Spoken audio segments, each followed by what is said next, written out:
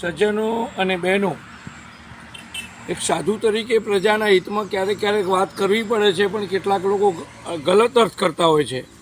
પણ હમણાં તમે જુઓ તો આયુષ્યમાન કાર્ડ બને છે, સરસ, સરકારની યોજના બહુ સરસ છે. પણ એની અંદર કેટલો બધો વિલંબ કરે છે.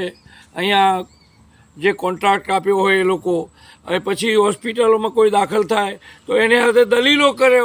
અમુક હોસ્પિટલ વિભાગમાં જે આ ચલાવતા હોય આ આયુષ્યમાન કાર્ડ વગેરેનું, પછી કોઈ જાગૃત નાગરિક હોય તો એ દલીલો કરે તો પછી વાંધો ના આવે, પણ બહુ વિલંબ કરવામાં આવે છે. આટલા પ્રાઇવેટ ડિજિટલવાળાઓ કામ કરતા હોય છતાંય વિદ્યાર્થીઓના પ્રશ્નો માટે, વિદ્યાર્થીઓના કામો માટે, રેશન કાર્ડોમાં બહુ વિલંબ થાય છે. એટલે સરકારને ચૂંટણી પહેલાં વિનંતી, હું કોઈ પણ પક્ષ સાથે મારે કંઈ લેવા દેવા નથી.